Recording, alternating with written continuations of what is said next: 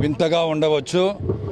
ఏంటి ఈ నిరసన దినం, దేనికోసం ఈ యొక్క రోజును వీళ్ళు క్రైస్తవులు వచ్చి చేస్తున్నారు ఇక్కడ అని చెప్పి,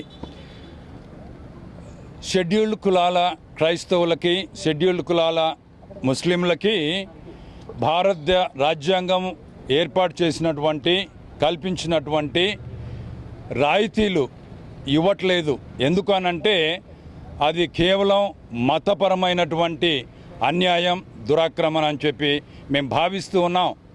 మతం, క్రైస్తవం కానీ ఇస్లాం కానీ భారతదేశంలో అభివృద్ధి కాకూడదు అన్నటువంటి ఒక దురుద్దేశంతోనే కొంతమంది పెద్దలంతా కలిసి వచ్చి ఈ విధంగా ఈ షెడ్యూల్డ్ కులాలకు చెందినటువంటి వారికి ఈ రాయితీలు ఇవ్వకపోతే వాళ్ళు క్రైస్తవులు కారు, ముస్లింలు కారు అని చెప్పి, మరి దేనికోసమో ముందు బౌద్ధులకు ఇచ్చారు, తర్వాత జైనులకి ఇచ్చారు, సిక్కులకు ఇచ్చారు. కాబట్టి వాళ్ళందరికీ ఇచ్చినప్పుడు వీళ్ళకి గాంగా ఎందుకు ఇవ్వకూడదు అంటే వాటికి భావ సారూప్యం కలిగినటువంటి మతాలు కాబట్టి వాళ్ళకి ఇచ్చింది. 74 సంవత్సరాలుగా భారతదేశంలో ఈ అన్యాయాన్ని ఎదుర్కొంటూ పోరాడుతూ ఉన్నటువంటి ఈ సంఘానికి భారత ప్రభుత్వం కనీసం సరే మేము చూస్తామన్నటువంటిది కూడా జవాబు చెప్పకుండా ఈ విధంగానే తత్సారం చేస్తూ కాలాన్ని గడుపుతూ ఉంది. కమిషన్లు వేస్తూనే ఉంది. కానీ రంగనాథ్ మిశ్రా లాంటి కమిషన్లు వీళ్లకు మతపరమైనటువంటి మైనారిటీలకు ఖచ్చితంగా వారి రాయితీలు వాళ్ళకి ఇవ్వాలి అని చెప్పినా కానీ మన వాళ్ళు దాన్ని పట్టించుకోవట్లేదు. మళ్ళా ఇప్పుడు బాలకృష్ణన్ కమిషన్ వేశారు. ఆయన చీఫ్ జస్టిస్గా జడ్జిగా ఉన్నప్పుడే ఇటువంటి వాటికి వ్యతిరేకం. మళ్ళీ ఆయన్ను ఒక కమిషన్ చైర్మన్గా వేస్తే ఆయన ఎటువంటి న్యాయాన్ని ఈ అణగారిన జనానికి తీసుకొస్తారు అని చెప్పి కూడా మేము ఈరోజు ప్రొటెస్ట్ చేస్తూ ఉన్నాం. కాబట్టి మీడియా సభ్యులు కానివ్వండి, అధికారులు కానివ్వండి, అన్ని మతస్థుల వాళ్ళు, కులస్తుల వాళ్ళు కూడా ఈ న్యాయమైనటువంటి పోరాటానికి మద్దతు తెలిపి భారతదేశంలో ఆ యొక్క 1950 సంవత్సరంలో ఆగస్టు నెల 10వ తేదీ ప్రెసిడెన్షియల్ ఆర్డర్ అనేది తుడిచివేయాల పేర 3 అనేది తీసివేయాలి అన్నటువంటి డిమాండ్తో మేము ఈరోజు ఇక్కడికి వచ్చాం. కలెక్టర్ గారిని కానీ వారి యొక్క తరపున ఉండే వాళ్ళని కానీ కలిసి మా యొక్క మెమరాండాన్ని వాళ్ళకి ఇవ్వబోతూ ఉన్నాం. ఇది సమిష్టి అయినటువంటి ఒక పోరాటం. ఇది కులపరమైనటువంటి పోరాటం కాదు.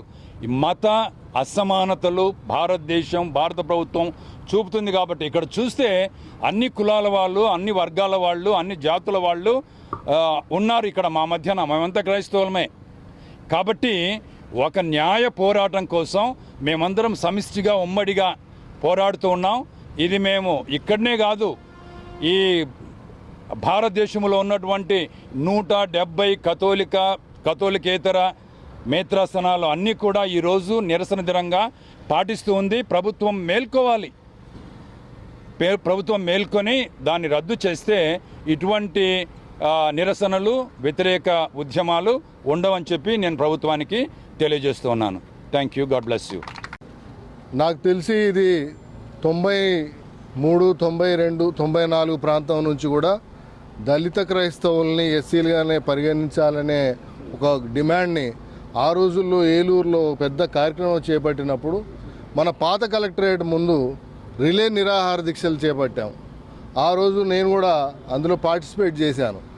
94 ఐ థింక్. అప్పటి నుంచి కూడా మనం అందరం దళితులందరం ఏకమై పోరాటం చేస్తూ ఉన్నాం. మనం అందరినీ ఎస్సీ కేటగిరీలో ఉంచాలి, వాళ్ళకి రావాల్సిన ఇవి అన్నీ అందాలి అని ఆ రోజు నుంచి కూడా పోరాటం చేస్తున్నాం. కానీ ప్రభుత్వం పెడచెవిన పెడుతూ వస్తూ ఉంది. గత ప్రభుత్వాలు రాజశేఖర రెడ్డి గవర్నమెంట్ ఉన్నప్పుడు కూడా ఎన్నో మెమరాండంలు ఎన్నో విధాలుగా ఆయన్ని అడగడం జరిగింది. ఆయన చేస్తాను అనడం జరిగింది, కానీ ఆయన కాలం చేశారు. దాని తర్వాత దాన్ని మరుగున పడిపోయింది ఆ విషయం. కాబట్టి ఈరోజు ఇనిషియేషన్గా తీసుకొని బిషప్ తండ్రి గారు ఏదైతే కార్యక్రమాన్ని చేపట్టారో ఈ సమాజ శ్రేయస్సు కోసం క్రిస్టియన్స్ అంతకుముందు కూడా మన స్వతంత్రోద్యమంలో వాళ్ళ భూమికి ఎంతో ఇంపార్టెంట్ భూమిక ఉంది. ప్రతి ఒక్కళ్ళం మనం శ్రమపడ్డాం స్వతంత్రోద్యమంలో. కాబట్టి భారతదేశానికి అతీతమైన మతం కాదు మనం, భారతదేశంలో ఇంక్లూడ్ అయిన మతం మంది. మనల్ని హక్కును చేర్చుకున్నారు. ఈరోజు రాజకీయంగా కానీ, ఈరోజు చదువుల పరంగా కానీ, ఎంప్లాయ్మెంట్ పరంగా కానీ అంతో ఇంతో రిజర్వేషన్స్ మనం అనుభవిస్తున్నాం అంటే ఆ రిజర్వేషన్స్ మనం అనుభవించడానికి గల కారణం, మనకు ఆ ఎడ్యుకేషన్ వచ్చి ఉండడానికి గల కారణం క్రిస్టియానిటీ అనేది మనం మర్చిపోకూడదు.